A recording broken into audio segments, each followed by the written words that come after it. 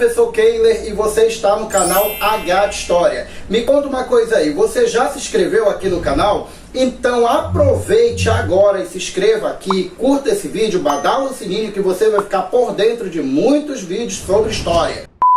Segundo a mitologia egípcia, o mundo antes era repleto apenas de água. Eis que em um determinado momento emerge desse mundo aquático uma forma piramidal chamada Bem-Bem. E essa forma, quando está completamente erguida, surge então dela uma flor de lótus. E quando essa flor de lótus se abre, vem a luz. E junto com a luz estaria o deus Ra, que imediatamente essa luz se transforma no sol.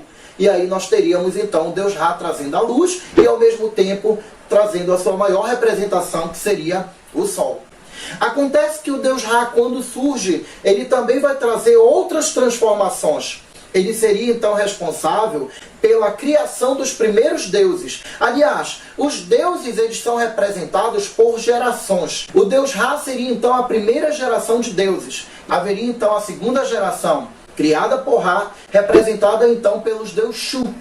Shu seria o ar e Tefnit, que seria então a chuva. Mais tarde, outra geração também virá.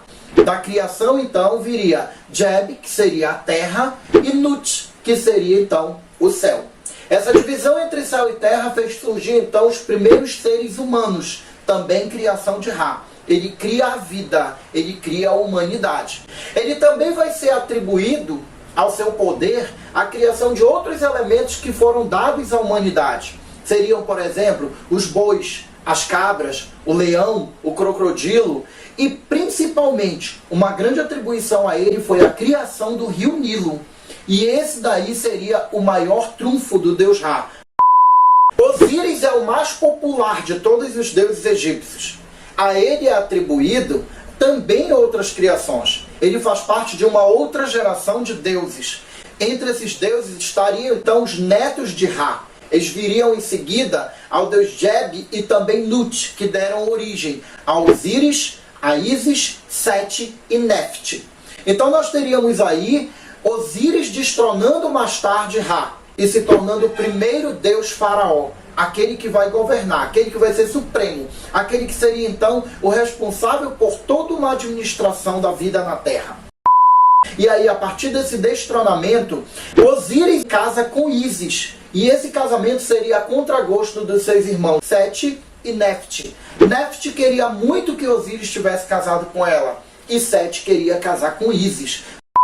Um plano engenhoso de Nefte faria então com que ela assumisse a aparência de Ísis e acabasse tendo uma relação com Osíris. E dessa relação nasceria então o deus Anubis.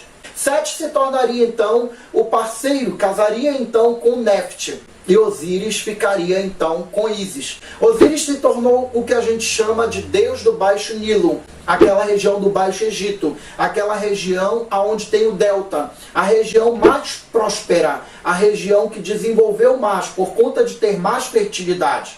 E aí então, desse casamento entre Ísis e Osíris, nasceria a grande civilização egípcia. E para ajudar o desenvolvimento dessa civilização, Osíris teria então criado e dado aos homens as técnicas agrícolas. Ele teria ensinado os homens as artes propriamente ditas e também as artes do cultivo, as artes da tecelagem, as artes da produção. A ele foi atribuído, por exemplo, a criação do pão, alimento tão importante e essencial na civilização egípcia. Sete se tornou o rei do deserto, aquela região mais árida que fica ali no Alto Egito. Era uma região que não tinha a mesma prosperidade agrícola, era uma região que não tinha a mesma fertilidade, era uma região que não era tão banhada. No entanto, a gente percebe que essa diferença e associado a outros elementos fez com que Sete desenvolvesse então uma inveja e uma raiva do seu irmão Osíris e uma tentativa constante de vingança. Ele então foi engenhoso num plano para acabar com Osíris. Oferece então uma festa e convida todos os deuses. E no meio dessa festa, ele, em um lugar secreto, diz que há um ataúde e que ele seria dado de presente àquele que entrasse ali e ali coubesse.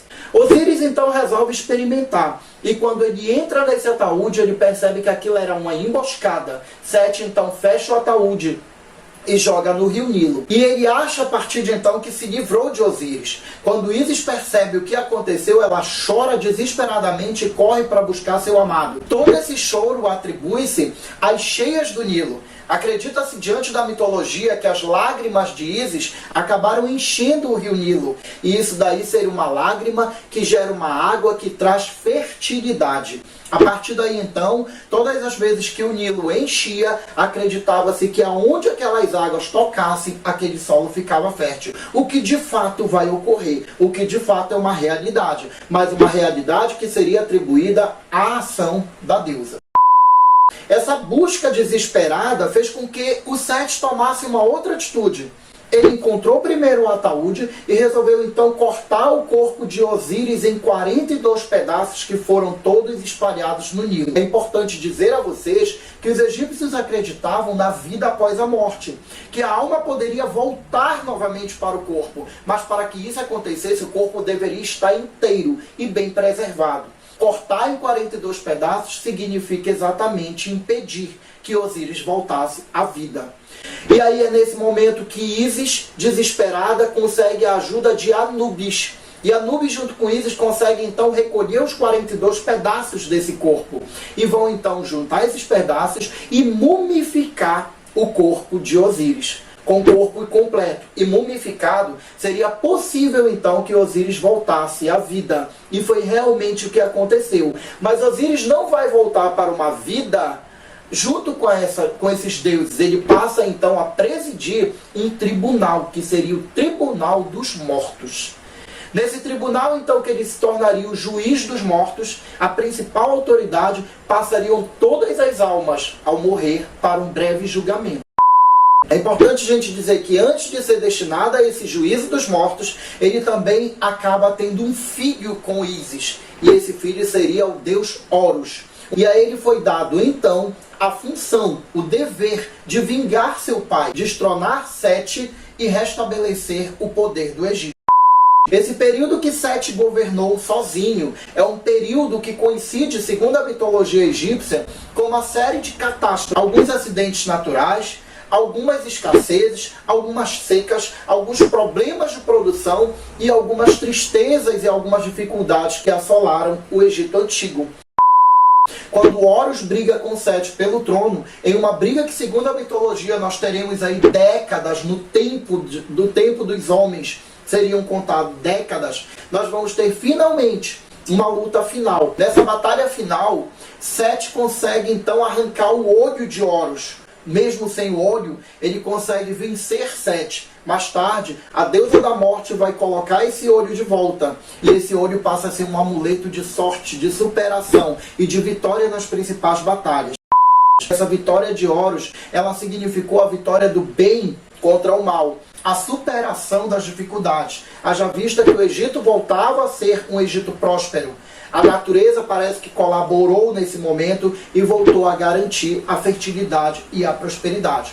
Alguns faraós, principalmente aqueles que vão assumir diante de um período de dificuldade, eles vão dizer que eles são a própria encarnação de Horus, que é a justiça, o bem vencendo o mal e trazendo então de volta a felicidade, a prosperidade e tudo o que era necessário para o desenvolvimento.